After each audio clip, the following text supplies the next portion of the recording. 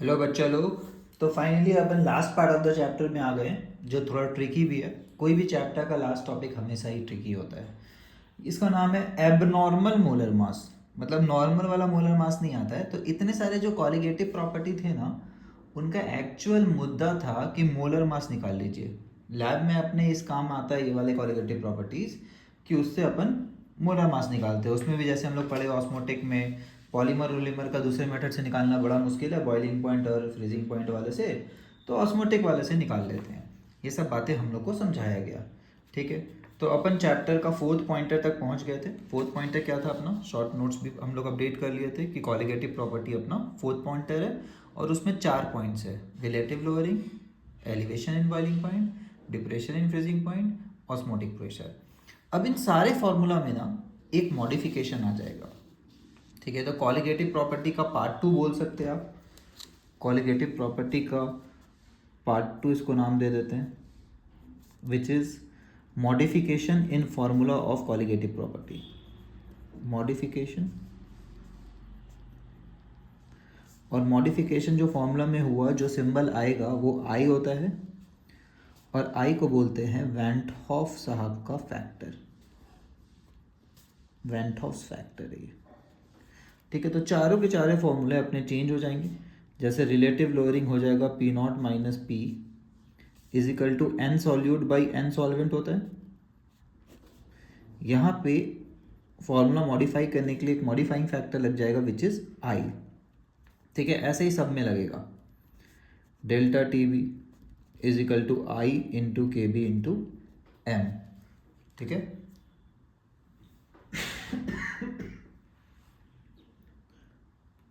तो ऐसा freezing point पे भी हो जाएगा।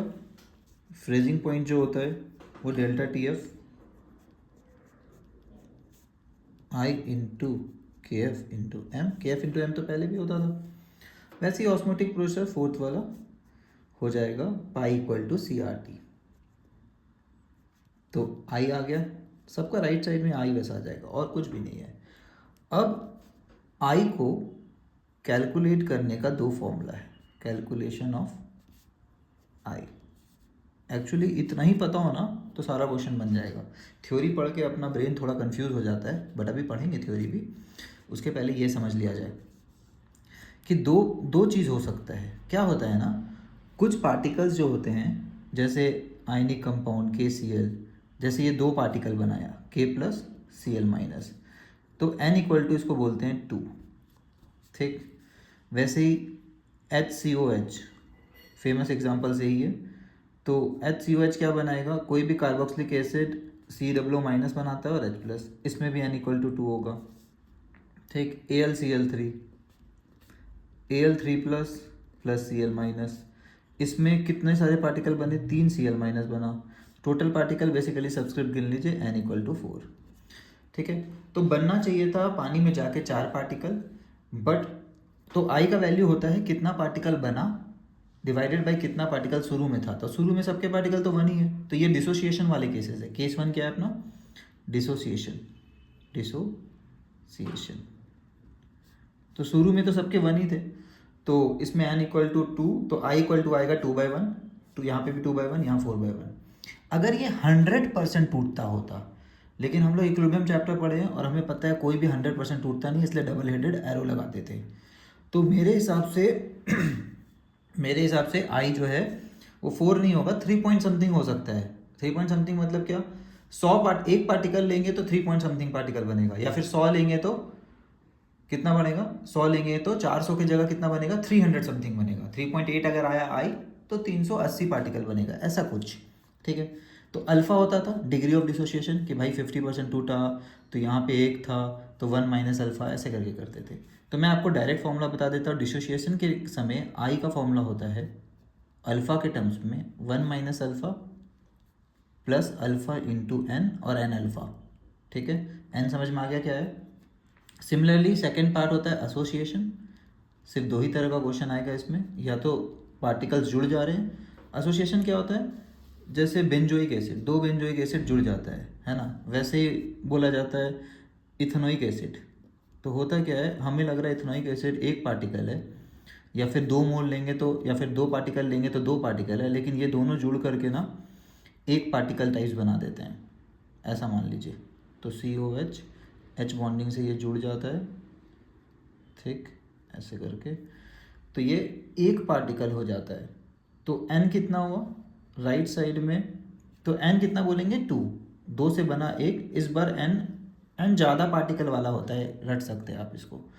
यहाँ पे ज़्यादा पार्टिकल राइट साइड था, यहाँ ज़्यादा पार्टिकल लेफ्ट है, तो n इक्वल टू कितना होगा 2।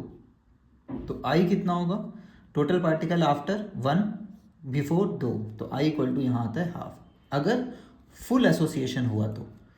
और फुल एसोसिएशन नहीं हुआ मतलब कुछ परसेंटेज होता है, 100% एसोसिएट नहीं हो रहा है, तो फॉर्मूला अपने पास डायरेक्ट है। अल्फ़ा अगर दिया हुआ है क्वेश्चन में, यहाँ पे भी 1 माइनस अल्फ़ा, यहाँ पे भी 1 माइनस अल्फ़ा, यहाँ पे बस अल्फ़ा बाई n हो जाएगा। n कितना है इस केस में, n इक्वल टू 2 है। जब डाइमर उमर बनता है, इसको बोलते हैं डाइमर बनना, मर मतलब यूनिट्स, डाई मतलब 2, 2 लोग मिल गए एक बनता है, ठीक है। अब वेंट हॉफ साहब को देख लेते हैं, ये अपना नोट्स अपडेट हो गया। तो वेंट हॉफ साहब के टॉपिक में बोला गया है एबनॉर्मल मोलर मास। तो एक्चुअली गड़बड़ क्या हो रहा था, मैं आपको गड़बड़ बता देता हूँ कि हम लोग डाले KCl, मान लेते एक पार्टिकल, तो हमें लगा एक ही पार्टिकल है तो एक सरफेस लेगा, और हम लोग को पता है कि जितने भी अभी कॉलिगेटिव प्रॉपर्टी थे अपने, वो सॉल्यूट के पार्टिकल पे डिपेंड करते हैं, नंबर ऑफ पार्टिकल। हमें लगा KCl मतलब एक पार्टिकल है ना, तो AB टाइप का पार्टिकल कोई लिए, हमें लगा कि AB पार्टिकल एक ही है। तो डेल्टा TB क्या आया, मान लेते हैं डेल्टा TB आया 10 डिग्री, 10 डिग्री एलिवेशन हो गया बॉइलिंग पॉइंट का। लेकिन एक्चुअल में जब KCl पानी में गया, मान लेते हैं 100% डिसोशिएट हुआ है, तो ये एक पार्टिकल नहीं है, ये क्या है 2 पार्टिकल। समझ में आया, गड़बड़ हो गया यहाँ पे, ठीक है। तो अब जैसे कोई ऑर्गेनिक वाला चीज़ यहाँ डालते, शुगर पार्टिकल डालते, तो वो नहीं टूटता है 2 में, लेकिन सॉल्ट डालेंगे NaCl KCl तो ये 2 में टूटेगा। तो अब एक सरफेस का एक जगह ये लोग नहीं ऑक्यूपाई कर रहा है, सरफेस का 2 जगह ऑक्यूपाई कर लिया है ना, तो ज़्यादा नंबर ऑफ पार्टिकल आ गए। क्या लगता है आपको डेल्टा TB ज़्यादा आएगा, डबल आ जाएगा 20 या फिर 2 इंटू 10, है ना, क्योंकि नंबर पे ही डिपेंड करता था। अब क्या हुआ, हमें क्या पता कि भाई डेल्टा, हमारे हिसाब से एक्सपेरिमेंट के हिसाब से डेल्टा TB 20 आ रहा था। अब हमें जानकारी ही नहीं था कि भाई 2 पार्टिकल है, हमारे हिसाब से तो 1 मोल KCl है ना, हमें क्या पता कि 1 मोल से 2 मोल पार्टिकल बन जाता है। तो हम लोग अपना फॉर्मूला यूज़ किए, डेल्टा TB निकाले, जो कि Kb इंटू एम होता है, मोलैलिटी होता है moles per kg of solvent, kg of solvent तो उतना ही रहा, मोल्स होता है अपना क्या गिवन मास, गिवन मास भी चेंज नहीं हुआ होगा, गिवन मास दिया हुआ है 500 ग्राम है ना, या 10 ग्राम KCl नहीं है तो 10 gram divided by molar mass. तो हम लोग अपना फॉर्मूला यूज़ किए, मोलर मास निकाले, ठीक।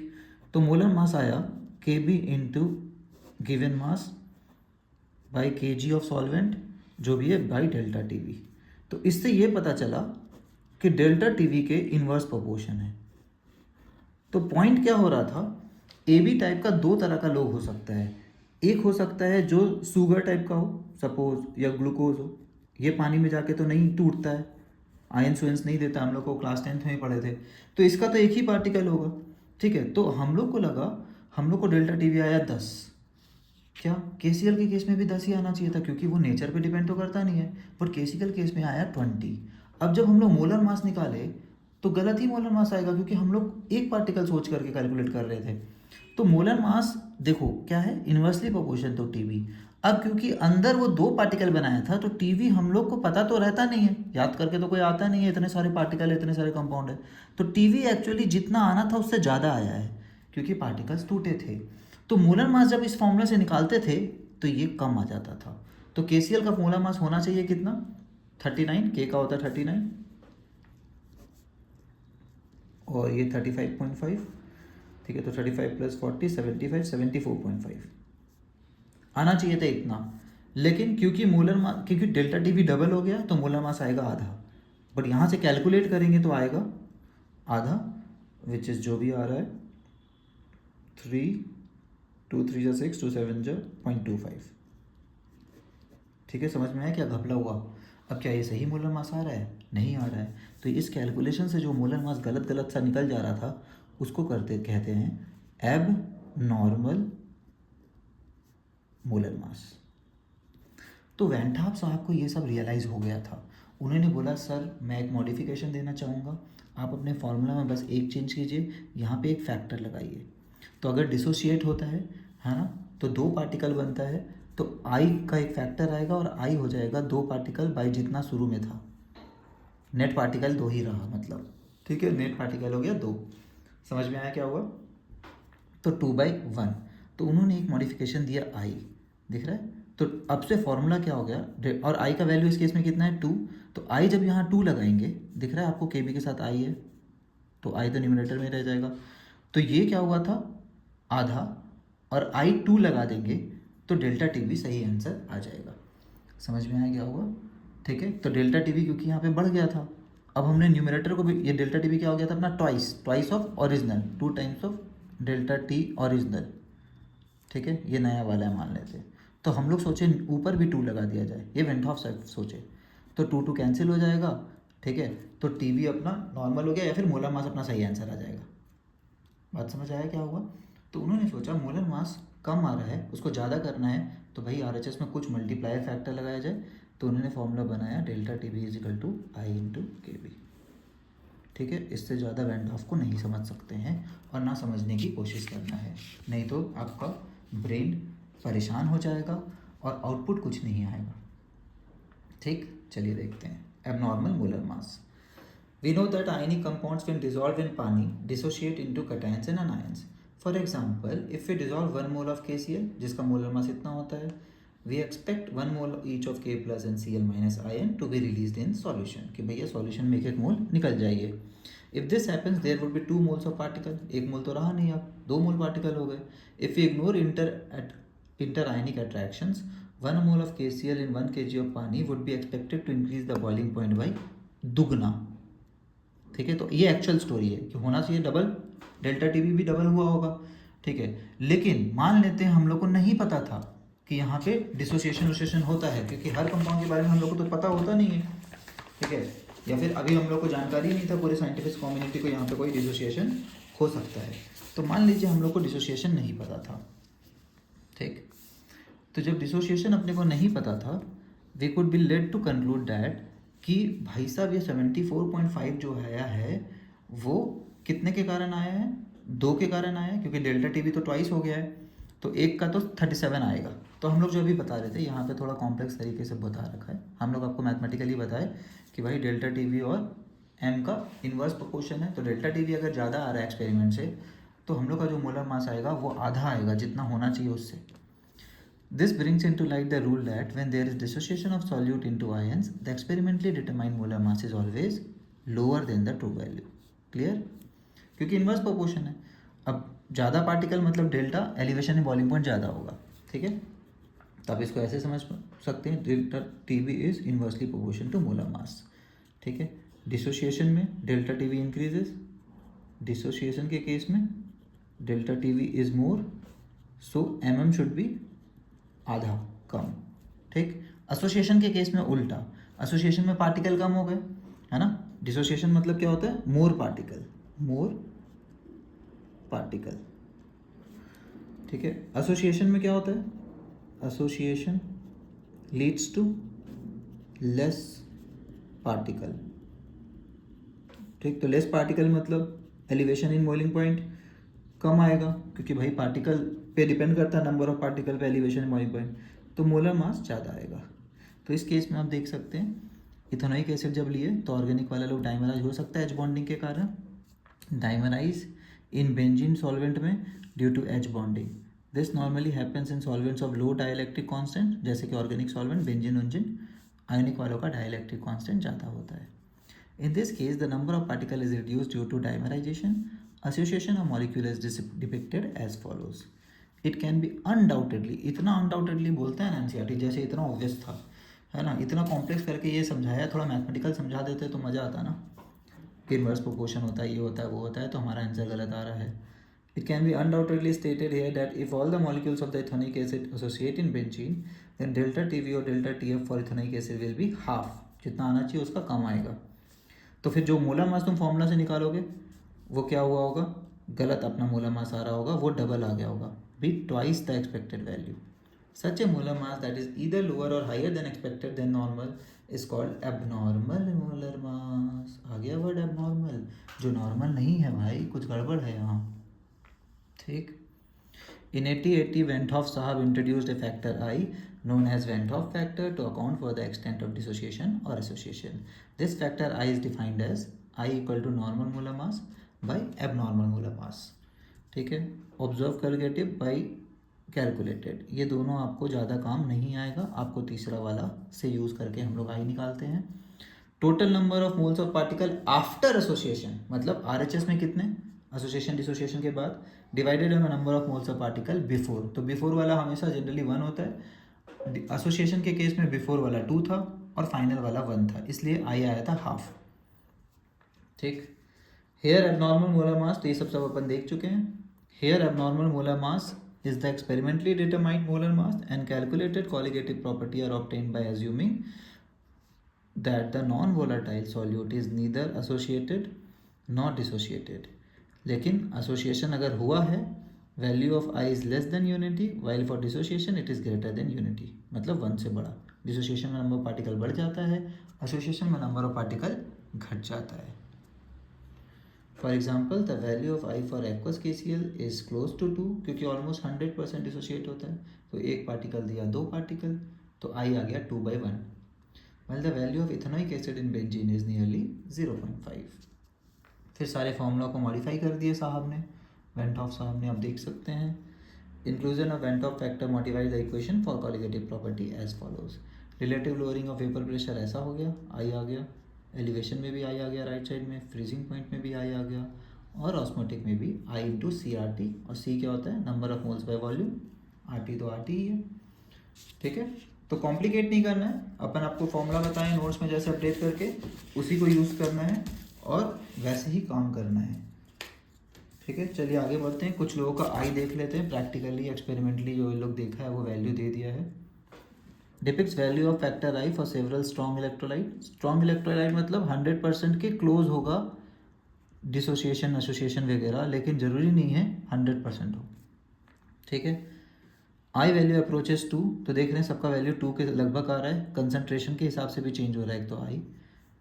ठीक, तो हम लोग को पता है डाइल्यूट करने पे ज़्यादा डिसोसिएशन होता है, ये सब इक्विलिब्रियम में पढ़ाया था। आयनिक कंपाउंड को भी या किसी इलेक्ट्रोलाइट में ज़्यादा पानी डालेंगे तो ज़्यादा आयंस बनेंगे, मतलब ज़्यादा पार्टिकल्स बन रहे हैं। देखिए क्लोज टू 2, हम लोग का उम्मीद क्या है, एन कितना है इसका, एक एन है, एक Cl 2, इसका एन कितना 2, एन का वैल्यू लिख लेते हैं, हमारे फॉर्मूला से भी निकाल सकते हैं अपन, MgSO4। तो इसमें याद रखेंगे सल्फेट एक आयन होता है, मल्टी एटॉमिक आयन है ना, 9th-10th में पढ़ते थे इसका वैलेंसी, तो Mg2 + SO4 2-, तो ये 2 पार्टिकल है सिर्फ, Mg और SO सल्फेट, यहाँ पे 2 पोटेशियम और 1 सल्फेट, 3 पार्टिकल। ठीक है, और देखिए यहाँ पे I का वैल्यू दिया हुआ है, मान लीजिए 1.87 है इतना कंसंट्रेशन पे, तो अपन क्या N निकाल सकते हैं, सॉरी अल्फ़ा निकाल सकते हैं कि कितना % टूटा होगा। 100 तो नहीं टूटा है, नहीं तो 2 आना चाहिए था आंसर, निकाल सकते हैं। मैंने बताया आपको कि आप फॉर्मूला यूज़ कर सकते हैं, I = 1 - alpha + n alpha. n का वैल्यू कितना है NaCl के लिए 2, I का वैल्यू कितना दिया हुआ है टेबल में 1.87, तो क्या अल्फ़ा निकाल सकते हैं। कोई पूछा कितना % डिसोशिएट होगा बताओ, ठीक है, तो अल्फ़ा निकाल लेंगे। सपोज अल्फ़ा आया 0.8, तो अल्फ़ा हमेशा 0 से 1 के बीच में होता है, लेकिन कभी कभार कोई पूछता है कि % कितना टूटा, % डिसोसिएशन या एसोसिएशन कितना हुआ, तो परसेंटेज अल्फ़ा निकालने के लिए इस नंबर को बस आप 100 से मल्टीप्लाई, किसी भी फ्रैक्शन को % बनाने के लिए 100 से मल्टीप्लाई करते हैं, तो हमारा आंसर आ गया यहाँ पे 80%। तो बोलेंगे 80% टूटा है ना, तो इस पर कंफ्यूज नहीं होना है, आपको मैंने फॉर्मूला बता दिया है। अब देखिए क्वेश्चन में एज यूजुअल सेम अप्रोच अपन लेंगे कि जो भी गिवन है उसको लिख दीजिए और मॉडिफाइड फॉर्मूला लिख दीजिए। अपने को टॉपिक पहचानना है, कहीं पे भी अगर दिख गया परसेंटेज एसोसिएशन तो समझ जाना है वैन 't हॉफ का क्वेश्चन है। फिर खोजिए बॉइलिंग पॉइंट का है कि फ्रीजिंग, मोलर डिप्रेशन कांस्टेंट मतलब फ्रीजिंग, यहाँ पे फ्रीजिंग मतलब कौन सा फॉर्मूला यूज़ होगा, ΔTF I × KF × M। ठीक, अब गिवन देखते हैं क्या क्या दिया हुआ है। 2 ग्राम ऑफ बेंजोइक एसिड, तो सॉल्वेंट से M निकलता है, सॉल्यूट कौन है, बेंजोइक, ये कौन है, बेंजीन। आइडेंटिटी पता है तो मोलर मास पता होता है, देखते हैं निकालने का जरूरत पड़ेगा तो निकालेंगे। और गिवन मास कितना है, 2 ग्राम बेंजीन, बेंजोइक कितना है 25 ग्राम। मोलैलिटी क्या होता है, moles per KG of solvent, तो मोलैलिटी निकल जाएगा यहाँ से, given mass by molar mass कितना है, तो इसका कैलकुलेट कर सकते हैं या फिर बुक वाला का यूज़ कर देते हैं अपन। Let me check molar mass कहाँ है भाई साहब का, टाइम पास कर रहा है। Normal molar mass, let me check, normal molar mass is 122 है। अपन कोई बुक वाला फॉर्मूला फॉलो नहीं करेंगे, ठीक है। मोलर मास निकालने जानते हैं ना आप, 12 × 7 प्लस 6 बार हाइड्रोजन प्लस 16 × 2 32, ठीक है। तो 122 ये लोग बोल रहा आएगा, 7 × 14, हाथ में 1, 84 प्लस 38, 12, हमारा भी 122 आ रहा है, कोई दिक्कत ही नहीं है। तो 122 मोल्स ऑफ सॉल्यूट पर केजी ऑफ सॉल्वेंट, केजी कितना 25 ग्राम बाई 1000 ऊपर, ठीक है, समझ आ गया। तो M पता है। मोलर डिप्रेशन कांस्टेंट, तो गिवन का पहला पता चल गया मोलैलिटी, सेकंड KF भी पता है, KF कितना दिया हुआ है 1.62, बहुत बढ़िया। मोलर डिप्रेशन कांस्टेंट, ओ ये क्या था, shows a depression in freezing point, extremely sorry, this is delta TF, ठीक है। तो डेल्टा TF अपने को पता चल गया। थर्ड KF भी दिया हुआ है, मोलर डिप्रेशन कांस्टेंट इज 4.9, मजा आ गए, तीनों पता है। तो सोचो ऐसा क्वेश्चन कैसे दे सकता है जिसमें तीनों पता है, मतलब जरूर एक और वेरिएबल होगा, यहाँ पे वो वेरिएबल कौन है, I, समझ आ गया। तो यहाँ से पूरा मेहनत करेंगे, I निकल जाएगा, delta TF by KF into M। देखिए अगर आपको और प्रैक्टिस करना है तो कृपया जाके बैक एक्सरसाइज का सारा क्वेश्चन बनाइए, फिर जेई का मैंने सारा मेन सॉल्व किया है। आप नीट के एस्पिरेंट है तो भी जेई मेंस का सारा क्वेश्चन सॉल्व करें, आपको समझ आ जाएगा। सब एनसीईआरटी का लेवल ही आता है, जो नीट में आता है वही जेई मेंस में भी आता है, ठीक है। 1-2 क्वेश्चन को छोड़ के almost JEE Mains is same as NEET, okay. तो यहाँ से आई निकल गया। अब बोला है कि व्हाट इज परसेंट एसोसिएशन हुआ है, ठीक है, और जनरली ऑर्गेनिक एसिड्स का एसोसिएशन ही होता है। अब एसोसिएशन में मैंने आपको फॉर्मूला बताया है, क्या अपना फॉर्मूला, आई का वैल्यू आता है 1 minus alpha plus alpha by n. यहाँ एन कितना होगा, देखिए डाइमर मतलब 2 लोग मिलके बने एक, तो एन इक्वल टू आ गया 2। तो पहले एन इक्वल टू 2 पुट कर दीजिए यहाँ पे, अल्फ़ा बाई 2, तो 1 minus alpha plus alpha by 2, 1 minus alpha by 2 is equal to आ गया आई, निकल जाएगा अल्फ़ा, ठीक है। 1 minus alpha is equal to 1 minus i equal to alpha by 2 implies alpha is equal to 2 times of 1 minus i. ये हो गया answer alpha का, ठीक है। परसेंट में पूछा है तो यहाँ से 0 to 1 के बीच आएगा, इंटू 100 करेंगे तो व्हाट इज परसेंट आ जाएगा, percent association of acid in dimer, ठीक है। समझ गए कैसे करना है, इस तो ज़्यादा कुछ कॉम्प्लिकेटेड नहीं करना है कि भाई abnormal molar mass by normal molar मास, ये सब मेथड यूज़ नहीं करेंगे, नहीं तो परेशान हो जाएंगे। वेंट ऑफ फैक्टर के टॉपिक में कुछ समझ नहीं आ रहा होगा क्या कर रहा है एनसीईआरटी, ठीक है। वैसे ही ऑनलाइन का सॉल्यूशंस नहीं देखेंगे फालतू, ठीक। तो इनका देखिए आई आया, आई 122/241, तो लगभग आई इनका आ रहा है हाफ से थोड़ा सा 1/1.9, तो बड़ा ख़राब है नंबर पॉइंट में है।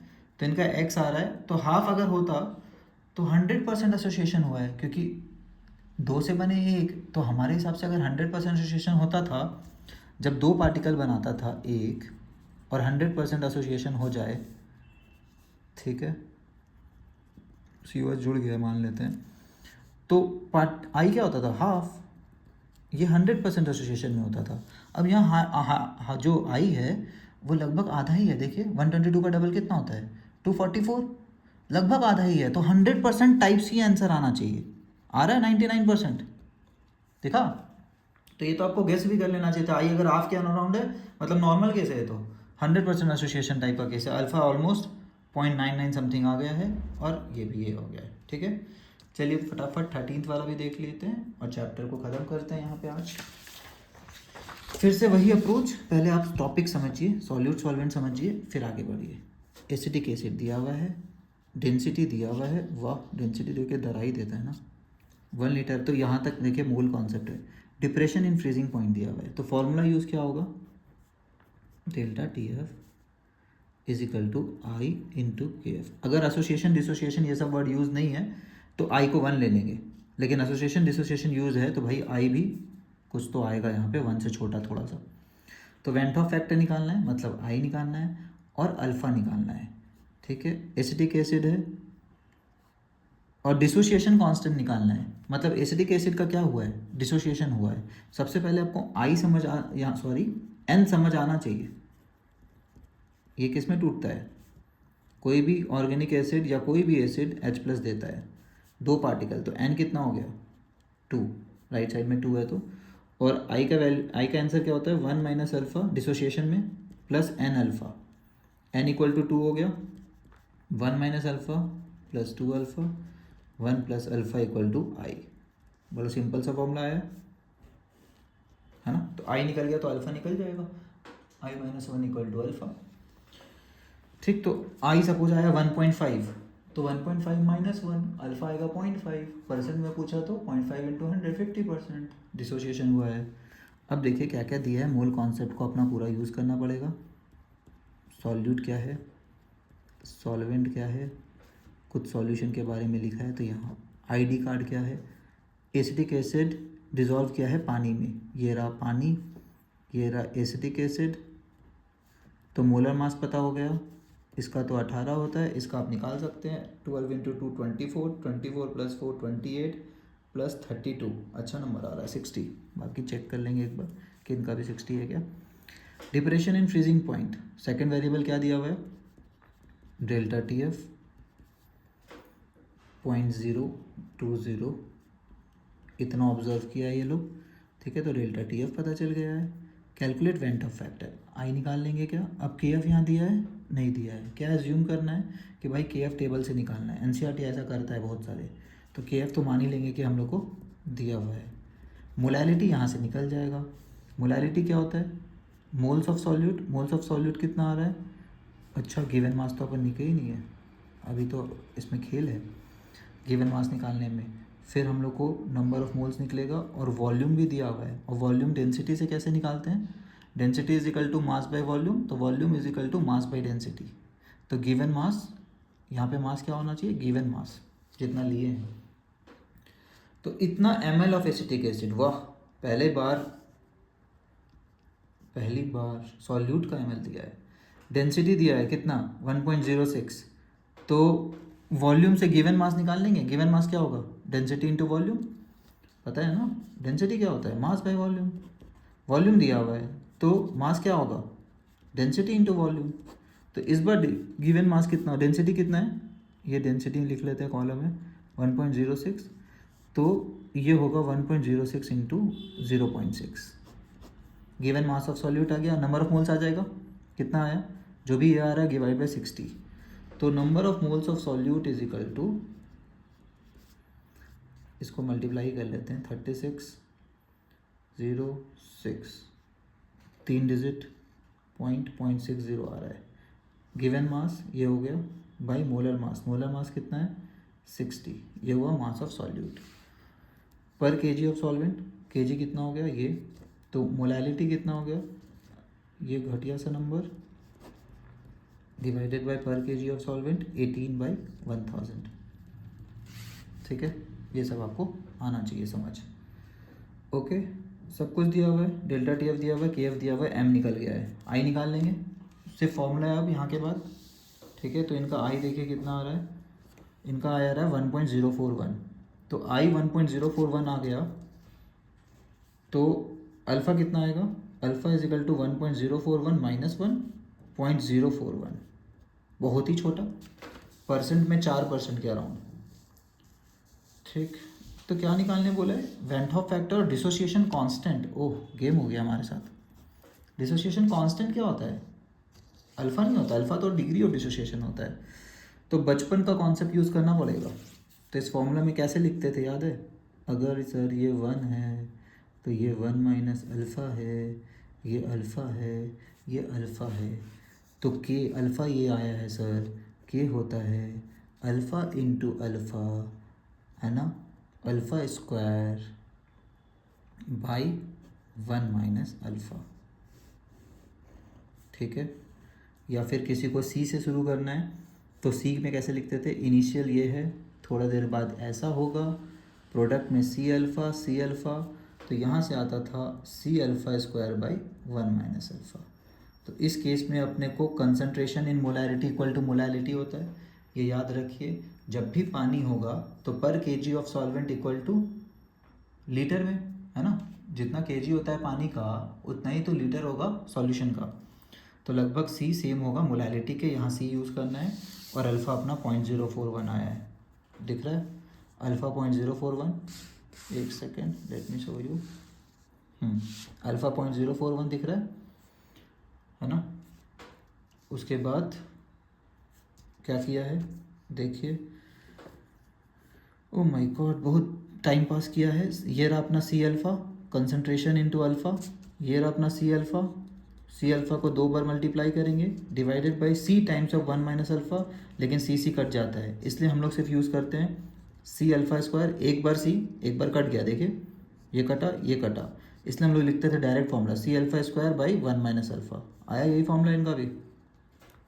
ठीक है, तो alpha square by 1 minus alpha तब होता है जब इनिशियल कंसंट्रेशन 1 था, या फिर अब नहीं दिया हुआ तो 1 ले लेते, यहाँ तो दिया हुआ है ना सॉल्यूट का पूरा कंसंट्रेशन मोल्स, तो अपने को लेना पड़ेगा सी। ठीक है, तो ये वाला चीज़ सीखना है तो आप इक्विलिब्रियम का देखिए, इक्विलिब्रियम का भी मैंने पूरा जेई मेंस वगैरह अपलोड कर रखा है, थ्योरी अपलोडेड नहीं है बट क्वेश्चंस अपलोडेड है, आप क्वेश्चन कर लोगे 5, 10, 15 तो आपको सारा समझ में आ जाएगा। ठीक है, तो होपफुली चैप्टर समझ आ गया है, चैप्टर में इतना ही है ना। ये समरी पेज है और उसके बाद ये टेक्स्ट वाले क्वेश्चन है, हमने टेक्स्ट वाले क्वेश्चन सारे बना रखे हम लोगों ने, आपको दे रखा है, आप उसका इस्तेमाल ज़रूर करें। समरी में आप देख सकते हैं वही जो अपन शॉर्ट नोट्स में अपडेट करते थे कि पहला अपना क्या है होमोजेनस हेट्रोजेनस इंट्रोडक्शन वाला पार्ट, फिर क्या होता है चैप्टर में, फिर चैप्टर में होता है क्या वेन होफ फैक्टर, हेनरी साहब क्या पीते थे, cold drink, gas in liquid वाला बताते थे ये, P equal to KH into x. फिर रॉल्ट साहब आए जो हम लोग को बताए भाई रोड साइड दारू मत पीना, ठीक है, रॉल्ट इक्वल टू रोड या रॉटन खराब मतलब दारू, तो लिक्विड इन लिक्विड अल्कोहल इन पानी जैसा सारा लिक्विड इन लिक्विड वाला रॉल्ट साहब बताए थे फॉर्मूला अपने को। फिर अपन पढ़े कॉलिगेटिव प्रॉपर्टी और लास्ट पैराग्राफ में हमने पढ़े वेंट ऑफ फैक्टर, कैसे कॉलिगेटिव प्रॉपर्टी का आंसर गड़बड़ आता है अगर उस फॉर्मूले में कुछ मॉडिफिकेशन नहीं किए तो। ठीक है, तो I hope it is clear, मज़ा आया हो चैप्टर में तो कृपया करके चैप्टर को पूरा देखें और एनसीईआरटी क्वेश्चन करने के बाद जेई मेंस के क्वेश्चंस को करें और फिर जेई एडवांस के क्वेश्चन को भी करें। टाइम हो सकता है लगा हो ज़्यादा, है ना, आपको 15 पार्ट 16 पार्ट में वीडियो दिख रहा है, लेकिन इससे जो कॉन्सेप्ट डेवलप होगा ना वो आपको साल भर बार बार खोल करके बुक नहीं पढ़ना पड़ेगा। ठीक है, जो अपन 10 बार पढ़ते हैं चैप्टर को एक बार पढ़िए, ढंग से पढ़िए। ये रील्स और शॉर्ट्स के ज़माने में क्या हो गया है, 1 मिनट वाला 20 बार देख लेते हैं फिर भी वो याद नहीं होता है, इससे अच्छा 20 मिनट वाला वीडियो देखिए और एक कॉन्सेप्ट सीखिए। ठीक है, चलिए, have a good day, bye bye everybody.